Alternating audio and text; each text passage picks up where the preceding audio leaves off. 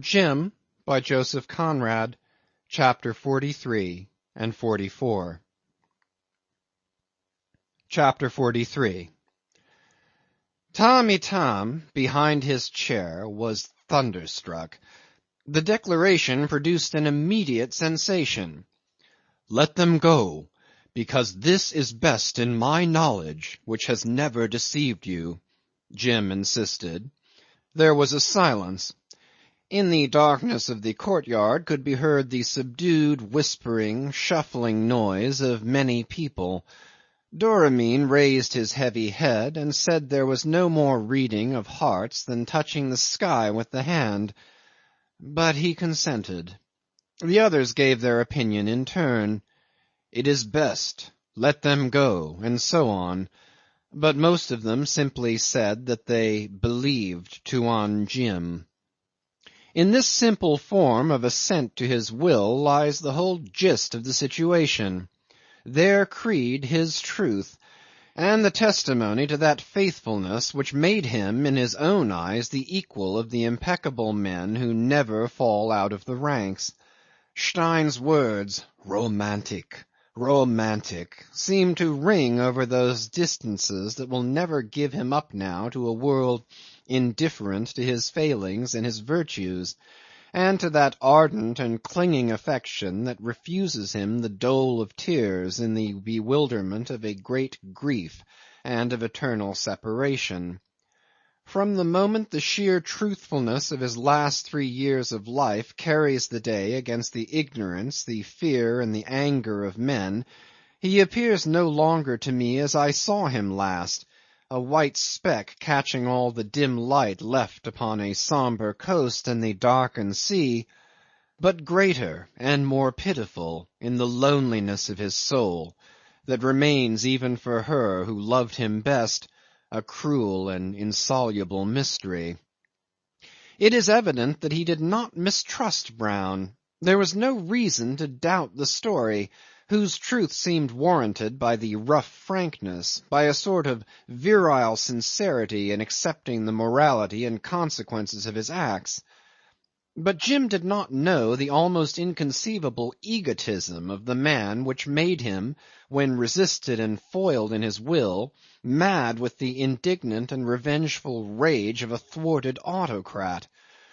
But if Jim did not mistrust Brown, he was evidently anxious that some misunderstanding should not occur, ending perhaps in collision and bloodshed.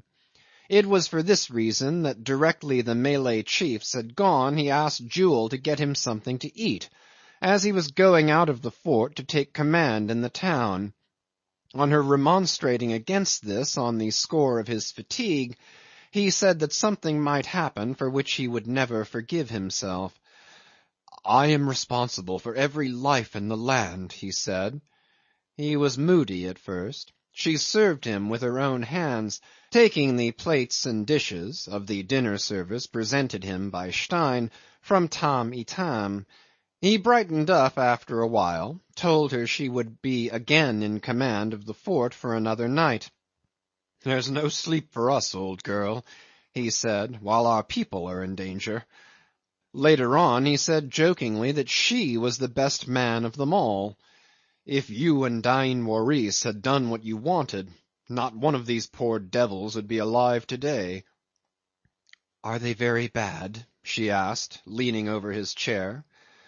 "Men act badly sometimes, without being much worse than others," he said after some hesitation. Tamb' Itam followed his master to the landing stage outside the fort. The night was clear, but without a moon, and the middle of the river was dark, while the water underneath each bank reflected the light of many fires, as on a night of Ramadan, Tamb' Itam said. War boats drifted silently in the dark lane, or, anchored, floated motionless with a loud ripple. That night there was much paddling in a canoe and walking at his master's heels for Tamb' Itam.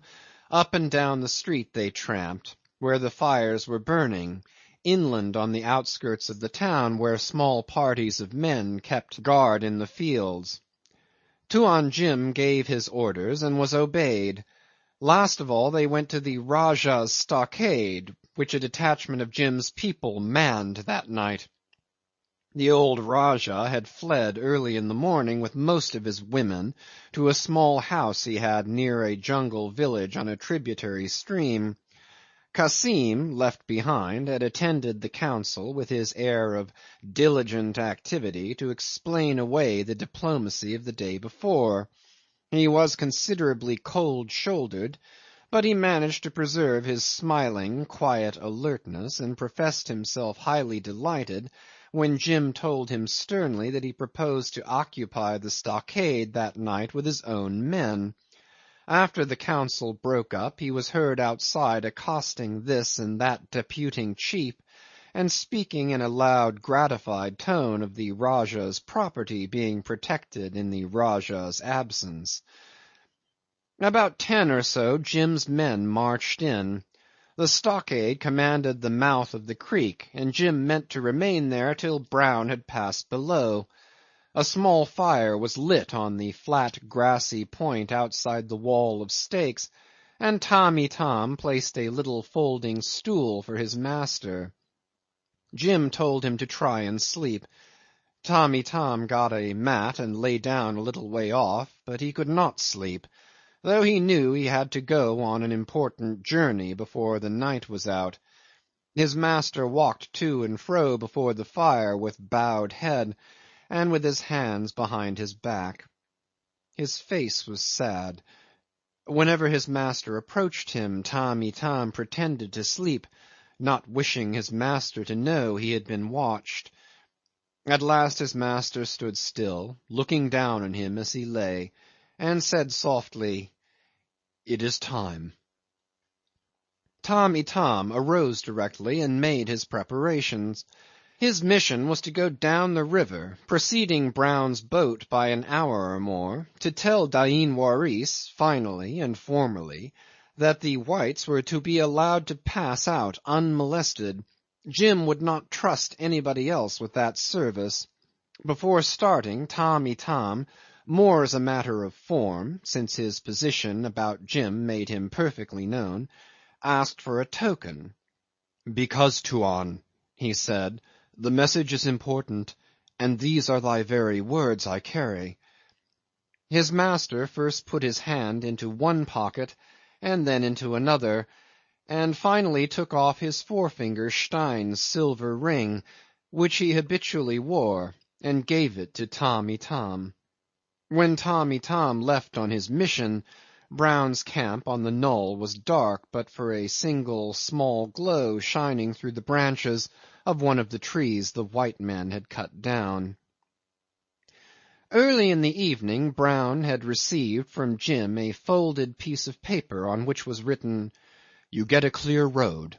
Start as soon as your boat floats on the morning tide. Let your men be careful. The bushes on both sides of the creek and the stockade at the mouth are full of well-armed men. You would have no chance, but I don't believe you want bloodshed." Brown read it, tore the paper into small pieces, and turning to Cornelius, who had brought it, said jeeringly, "Good-bye, my excellent friend." Cornelius had been in the fort, and had been sneaking around Jim's house during the afternoon. Jim chose him to carry the note because he could speak English, was known to Brown, and was not likely to be shot by some nervous mistake of one of the men as a Malay approaching in the dusk perhaps might have been.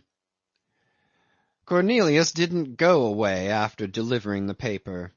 Brown was sitting up over a tiny fire. All the others were lying down. "I could tell you something you would like to know," Cornelius mumbled crossly.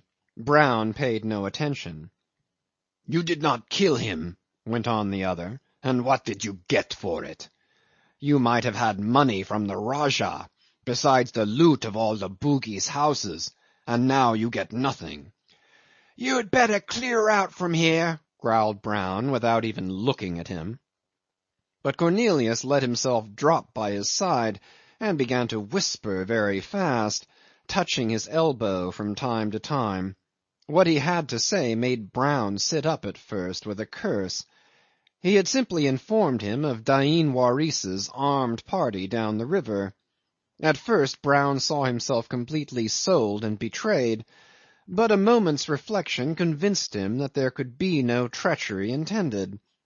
He said nothing, and after a while Cornelius remarked, in a tone of complete indifference, that there was another way out of the river which he knew very well. "A good thing to know, too," said Brown, pricking up his ears, and Cornelius began to talk of what went on in town, and repeated all that had been said in council, gossiping in an even undertone at Brown's ear as you talk amongst sleeping men you do not wish to wake. "He thinks he has made me harmless, does he?" mumbled Brown very low. "Yes, he is a fool, a little child. He came here and robbed me," droned on Cornelius, "and he made all the people believe him. But if something happened that they did not believe him any more, where would he be? And the Bugis Dain who is waiting for you down the river there, captain, is the very man who chased you up here when you first came." Brown observed nonchalantly that it would be just as well to avoid him, and with the same detached, musing air, Cornelius declared himself acquainted with a backwater broad enough to take Brown's boat past Waris's camp. "You will have to be quiet," he said as an afterthought, "for in one place we pass close behind his camp. Very close. They are camped ashore, with their boats hauled up." "Oh, we know how to be quiet as mice. Never fear," said Brown. Cornelius stipulated that in case he were to pilot Brown out, his canoe should be towed. "I'll have to get back quick," he explained. It was 2 hours before the dawn when word was passed to the stockade from outlying watchers that the white robbers were coming down to their boat. In a very short time every armed man, from one end of Patusan to the other, was on the alert, yet the banks of the river remained so silent that but for the fires burning with sudden blurred flares the town might have been asleep as if in peace time.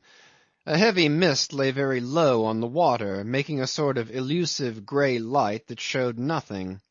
When Brown's longboat glided out of the creek into the river, Jim was standing on the low point of land before the Rajah's stockade, on the very spot where for the first time he put his foot on Patusan shore.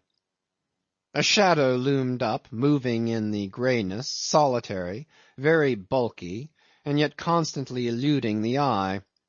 A murmur of low talking came out of it. Brown at the tiller heard Jim speak calmly. "A clear road. You had better trust to the current while the fog lasts, but this will lift presently." "Yes, presently we shall see clear," replied Brown. The 30 or 40 men standing with muskets at ready outside the stockade held their breath. The Bugis owner of the prau, whom I saw on Stein's veranda and who was amongst them, told me that the boat, shaving the low point close, seemed for a moment to grow big and hang over it like a mountain. "If you think it worth your while to wait a day outside," called out Jim, "I'll try to send you down something, a bullock, some yams, what I can." The shadow went on moving. "Yes, do," said a voice, blank and muffled out of the fog.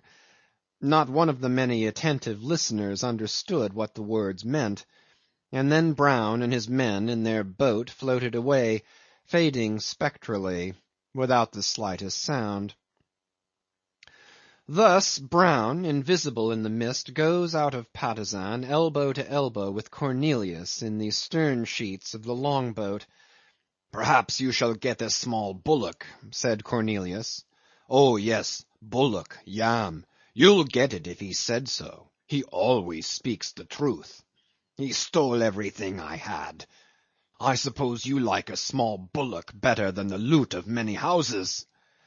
"I would advise you to hold your tongue, or somebody here may fling you overboard in this damn fog," said Brown. The boat seemed to be standing still. Nothing could be seen, not even the river alongside, Only the water dust flew and trickled, condensed, down their beards and faces. It was weird, Brown told me. Every individual man of them felt as though he were adrift alone in a boat, haunted by an almost imperceptible suspicion of sighing, muttering ghosts. "Throw me out, would you? But I would know where I was," mumbled Cornelius surlily. "I've lived many years here."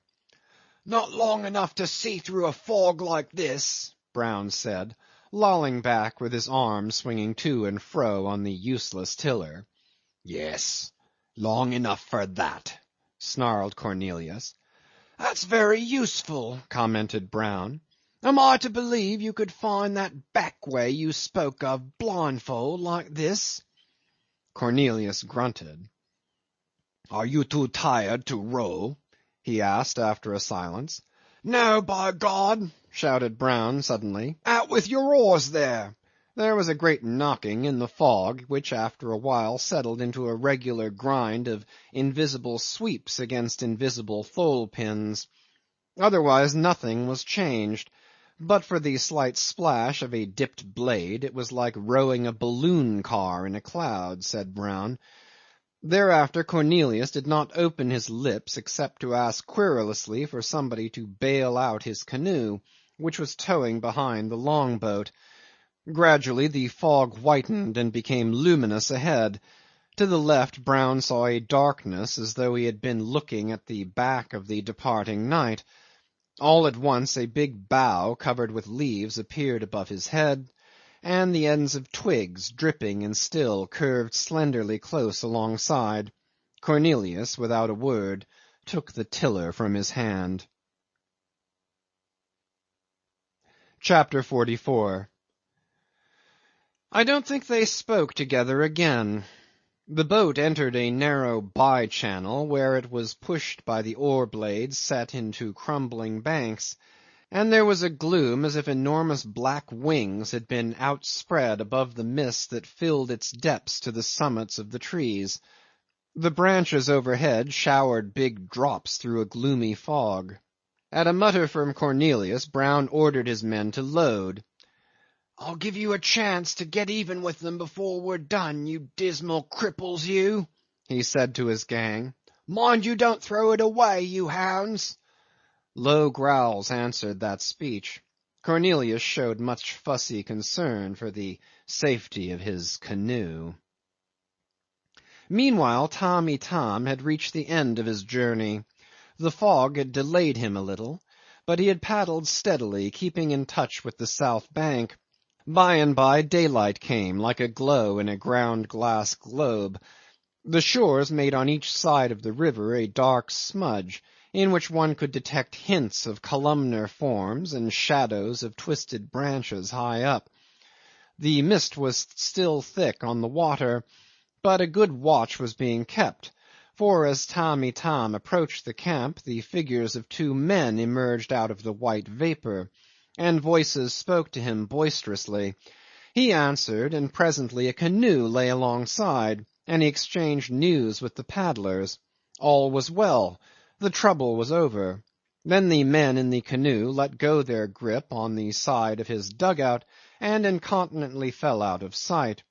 He pursued his way till he heard voices coming to him quietly over the water, and saw under the now lifting swirling mists the glow of many little fires burning on a sandy stretch, backed up by lofty thin timber and bushes. There again a lookout was kept, for he was challenged. He shouted his name as the two last sweeps of his paddle ran his canoe up on the strand. It was a big camp.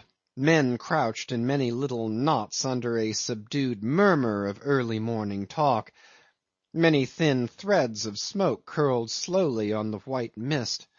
Little shelters, elevated above the ground, had been built for the chiefs. Muskets were stacked in small pyramids, and long spears were stuck singly into the sand near the fires. Tamb' Itam, assuming an air of importance, demanded to be led to Dain Waris. He found the friend of his white lord lying on a raised couch made of bamboo, and sheltered by a sort of shed of sticks covered with mats. Dain Waris was awake, and a bright fire was burning before his sleeping place, which resembled a rude shrine. The only son of Nakoda Doramin answered his greeting kindly.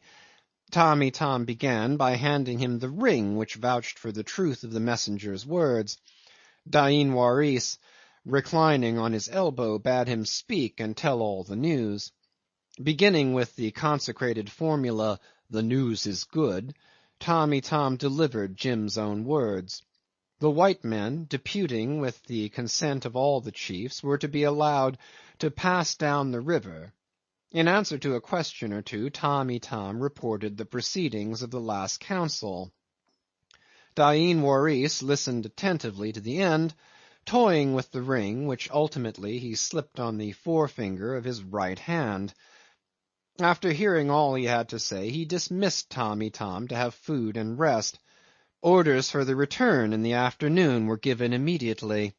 Afterwards Dain Waris lay down again, open-eyed, while his personal attendants were preparing his food at the fire, by which Tamb' Itam also sat talking to the men who lounged up to hear the latest intelligence from the town.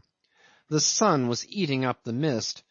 A good watch was kept upon the reach of the main stream, where the boat of the whites was expected to appear every moment.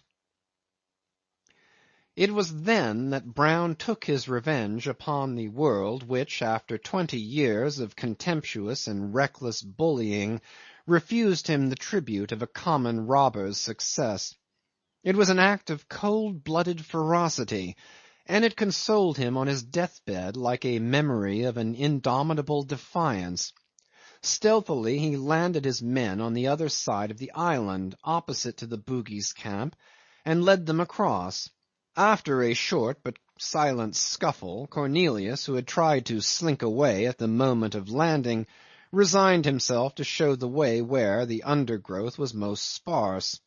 Brown held both his skinny hands together behind his back in the grip of one vast fist, and now and then impelled him forward with a fierce push. Cornelius remained as mute as a fish, abject, but faithful to his purpose, whose accomplishment loomed before him dimly.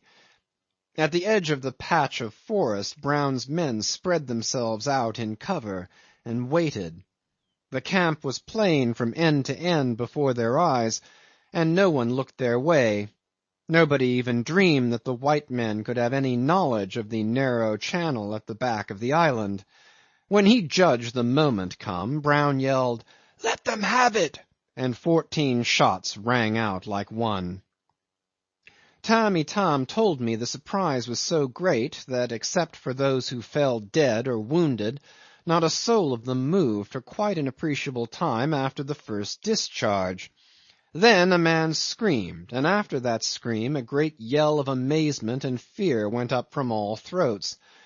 A blind panic drove these men in a surging, swaying mob to and fro along the shore like a herd of cattle afraid of the water. Some few jumped into the river then, but most of them did so only after the last discharge.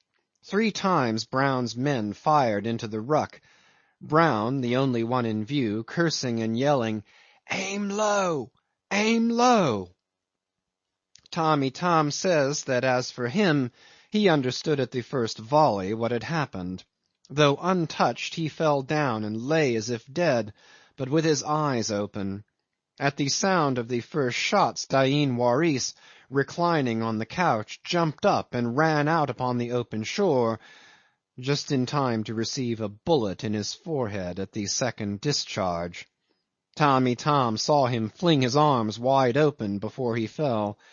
Then, he says, a great fear came upon him, not before. The white men retired as they had come, unseen. Thus Brown balanced his account with the evil fortune. Notice that even in this awful outbreak there is a superiority, as of a man who carries right, the abstract thing, within the envelope of his common desires. It was not a vulgar and treacherous massacre. It was a lesson, a retribution, a demonstration of some obscure and awful attribute of our nature which, I am afraid, is not so very far under the surface as we like to think. Afterwards the whites depart, unseen by Tamb' Itam, and seem to vanish from before men's eyes altogether, and the schooner too vanishes after the manner of stolen goods. But a story is told of a white longboat picked up a month later in the Indian Ocean by a cargo steamer. Two parched, yellow, glassy-eyed, whispering skeletons in her recognized the authority of a third, who declared that his name was Brown. His schooner, he reported, bound south with a cargo of Java sugar, had sprung a bad leak and sank under his feet. He and his companions were the survivors of a crew of 6. The 2 died on board the steamer which rescued them. Brown lived to be seen by me, and I can testify that he had played his part to the last. It seems, however, that in going away they had neglected to cast off Cornelius's canoe. Cornelius himself Brown had let go at the beginning of the shooting, with a kick for a parting benediction. Tamb' Itam, after arising from amongst the dead, saw the Nazarene running up and down the shore amongst the corpses and expiring fires. He uttered little cries.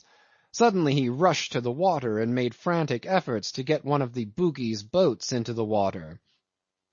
Afterwards, till he had seen me, related Tamb' Itam, he stood looking at the heavy canoe and scratching his head. What became of him? I asked. Tamb' Itam, staring hard at me, made an expressive gesture with his right arm. Twice I struck Tuan, he said.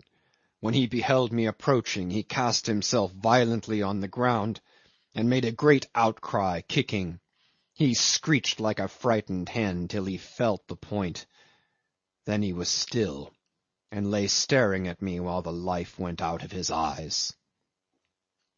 This done, Tamb' Itam did not tarry. He understood the importance of being first with the awful news at the fort. There were, of course, many survivors of Dain Waris's party, but in the extremity of panic some had swum across the river, others had bolted into the bush.